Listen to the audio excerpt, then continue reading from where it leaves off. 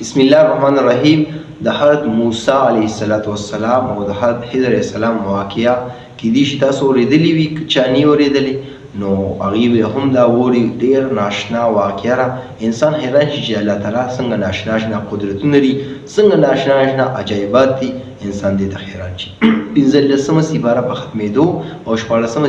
سپاره چې شروع کېږي همدغه ځای کې دا واقعه چې کوم دی نو دا قرآن کې راغلی ده. حضرت موسی علیه السلام یو لوی مجمع ته تقریر کوي. نو په هغې کې ته یو کس سوال وکړي چې آیا په دې وخت کې ستا نه بل غټ عالم شته؟ نو ورله وایي نه.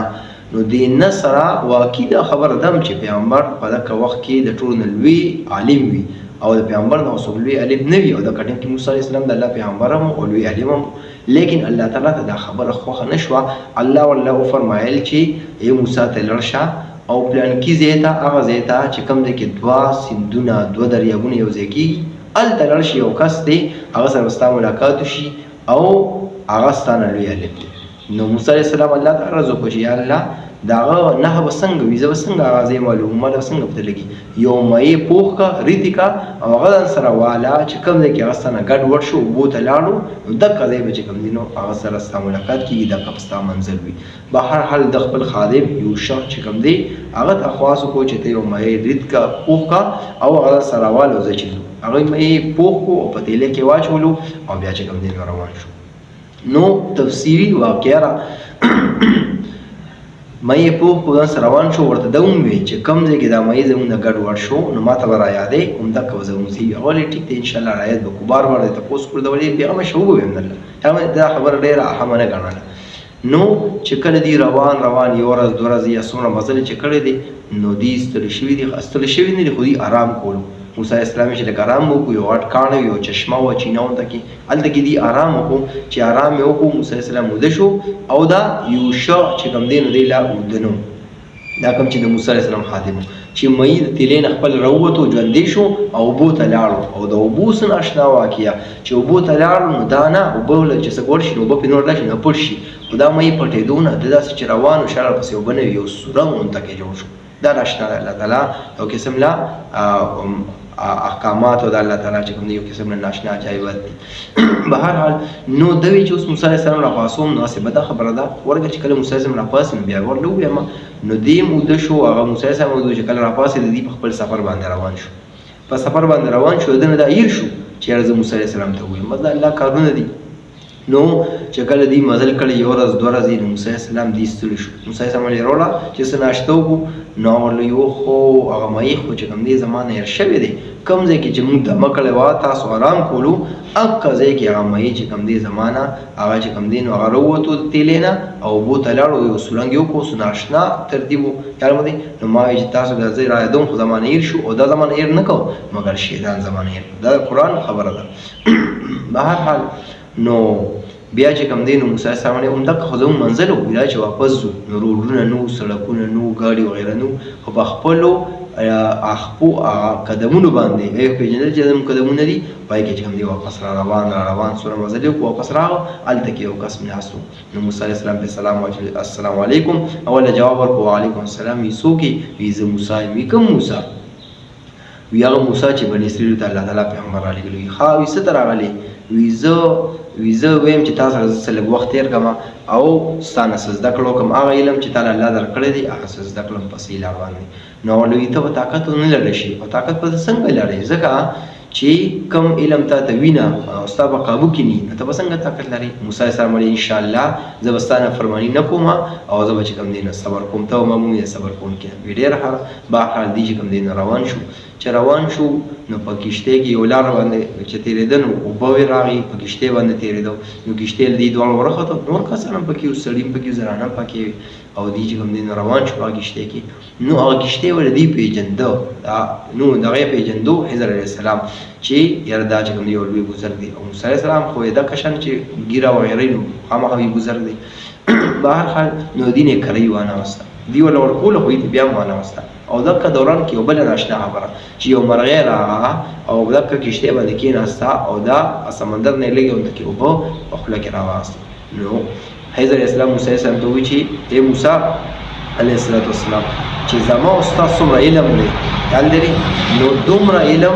او دا ټول علم راغون کا د الله په مقابله کې دومره لري لکه څنګه چې د مرغې په دې مخلوق کې او چې کوم دی نو چې دومره مقابل کې لري. او یو بل خبره پکې دا و چې موسی علیه السلام ته خضر علیه السلام ورته وی چې الله تعالی کوم علم درکړی دی دا ما سره نشته او الله چې مال کوم علم راکړی دی دا تاسو سره نشته. لکه خضر علیه السلام ته الله تعالی د تکوینیات علم ورکړو او موسی علیه السلام د تشریعات علم ورکړو. په دې وجه باندې بهرحال چې کړي دی په کشته باندې پوره کېده او دې څنګه لومې پوره شو نو هلته کې یو تخته چې کوم دی خضر علیه السلام د کشته نه روباسله چې کشته نه تخته روباسله کشته سورې شو نو ممکن وا چې کې لاندې وبر غلې د لاندې طرف نه روباسله او د کشته ټول ډوب شي او سره د الله او سره د خلکو چې کوم دي ټول ډوب شي. موسی علیه السلام خو پیغمبر او جلالی پیغمبر ولې دار څه چلو کو یګور دمونه کریم انا استمو سیدونه خص سلوک کو او ته چې کوم دی له داسې اور کې چې دا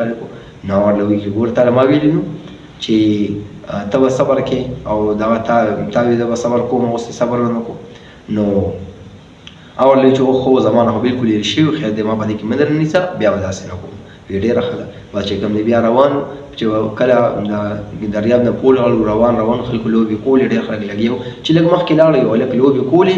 نو سم د ملکو نو خضر علیه السلام هغه اونیو او روی شو زمکلا او سره راغو چې بیا نه ورکېدو نو سره په چاړه باندې یې ته سر کټ کو او مړی کو چې مړی کو موسی علیه السلام یې ګوره وي سم د ملک وي نابالغ ماشوم او هغه چې کوم دی ته وجنلو وي دغه باندې چې کوم دی نو لا چې کوم دی احکامات هم نه جاري شوي او دغه چې کوم دی نور سزا نه ورکول کېږي او تا سره دونه زیاتې وکړو نو خضر علیه السلام یې ګوره تعالی ما ویلي نو چې ته په صبر زمانه باندې پورې ته تپوس نه کې تر کومه پورې زمانه ویلي او خو دا زمانه بیا چې کوم دی نو صبر ونه شو وي بس بیا به نه کوم نو وی که بیا هم چېرې داسې خو خیر بیا مې ځان نه جدا که بس بیا به داسې نه کوم ځکه چې بیا به زما ستا کېږي نه ځکه چې ته داسې کارونه کوې چې زه به یې باندې صبر نه شم کولی به زما ستا بیا پوره کېږي نه نو بیا ستا جدا شو که آینده مې داسې کار وکړو. بهر دي روان دي دواړو کې شو پیسې ورسره وې نه چې څه یې خوراک یې کړو نو هغه کلي والا دی چې موږ له لږه روټۍ راکړه نو یې ولې د مهمان نوازۍ نه انکار ولې دې سوال کولو حالانکه چې چا سره سني نو بالکل سوال کولی څه مسله نشته سوال خو جایز دی بیا چې کله چا سره سني خو هغې مهمان نوازي په دې وجه ونه کړه چې هغې چې وګوره سوال خو هغه کس کوي چې لوند وي ګوډ وي شل وي تاسو دواړه سم دم وي او ښه ښکلې برابر ګیرې هغه تاسو مزدوري ولې نه کوئ هېڅ پېژنده چې دا څوک دي نو تاسو مزدوري وغیره ولې نه کوئ پکار دی چې تاسو ځان مزدوري کوله مو کټلې دوی خو والله خبره ونه کړه خو بهرحال دې روانو یو ټول کلي والا روټۍ ورنه کړه نو چې دی کله روان نو یو کور او دیوال چې کوم دی ډېر راکوږ شوی او راغورځېدو کې نو خضر علیه السلام یا په اشاره باندې او یا په لاسو باندې لیکه ورکړه هغه بالکل یعنې سم کو راغورځېدو کې او سم یې کو وایي چې سم یې کو نو موسی علیه السلام یې ګوره وي دي دا دیوال چې تا سم کو نو که دا دي له تا ویلو چې زه سموم په دې باره کې د پیسې اخیستې نو زه روټۍ خو مې پرې خوړلې وه که نه نو هسې پیسې له ګوره دا سم کو نو ګوره تعالی ما ویلي نه چې ما چې کوم دې څو پورې له ما نیو زما تپوس نه کوي وي به دا زما ستا جدایي وي ښځه جدایي خو اختیاره وو خو وي دا راته ووایه چې دا څه واقعات وو وي ښځه ویم درله وي کښتۍ چې ما سورې کړه نو دقه زه یو ظالم بادشاه را روان وم نو هغه د څه وخته پورې په کرایه باندې یعنې په زبردستۍ باندې چې کوم دی د کښتۍ اخیستې چې چا کښتۍ سمه وه نو چې دې ته کتلي نو وایي چې دا کښتۍ اوس سورې نو دا به نه اخیسته او دا او د نور کور کې خاندان والا اوته لس کسانو او د دې ټول ګټه چې کوم دی د روزمره زندګي په دې باندې روانه نو ما یې که دا کښتۍ دې نه دی والي نو بیا به دا غریبانان څه کوي نو په دې وجه دا ولې سورې کا نو دوی خو بې ثوابه لرس کې بیا څه وکړي خو که بادشاه اغوښتی وه د میاشت دوه میاشتو پورې دوی بیا څه کول پیسې به یې نه ورکولې ظالمان بادشاهان یې خامخا وي ښه دویم دا ماشوم مې ځکه قتل کو چې دا ماشوم چې کوم دی نو د که غټ شوی و نو دې کوپر ته وړېدو او دا مور او پلار به کافران کړي وو په دې وجه دې ما قتل کو حالانکې د نه وروسته چې کوم دی نو الله تعالی یو جینۍ پیدا کړه او دا جینۍ په اولاد کې چې کوم دی الله تعالی او یا پیغمبران رالېږه یاد مو دي دومره چې کوم دی بزرګه جینۍ وه خو د ماشوم چې کوم دی د مور او پلار کافران کړي وو په دې وجه څومره نقصان خبره په دې وجه باندې حالانکې دا خو الله تعالی طرف نه دا وحي الهام دا الله تعالی طرف نه په دې وجه ګینې عام د ولي لپاره د بزرګ لپاره دا جایز نه چې داسې قسمه په خوب په یو دغه باندې عمل کړي څنګه چې ابراهیم السلام عمل کړو نو پیغمبر په دې وجه باندې بهرحال او دریم کار چې دا دیوال مې نیغ کو دا په دې وجه نیغ کو چې دې لاندې یو خزانه وه او دا ماشومان یتیمانان دای کور دا دیوال د هغې دا کور د هغې او دې پلاړه پات شوي نو که چېرته دیوال راغورځېدلي خزانه به خلکو راوچته کړی او دا یتیمانان نو خلکو به د هغه پیسې میسې اخیستې نو ما ورته دیوال نیغ کو په دې وجه چې کله دی بیا دیوال سره ورځيږي او ځلېږي نو بیا به دې غټ شوي او خزانه وزن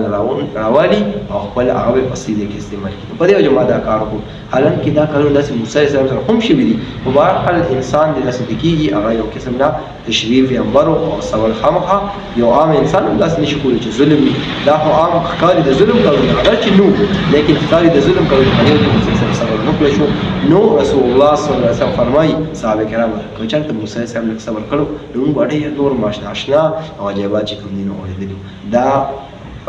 دا مسله دا واقعه دا په قرآن مجید کې چې کوم دی خپل په تفصیل سره ذکر ده څنګه چې ما تاسو باندې ذکر کړه الله دې موږ نصیب ونه کړي دا موږ ټول نصیب دي السلام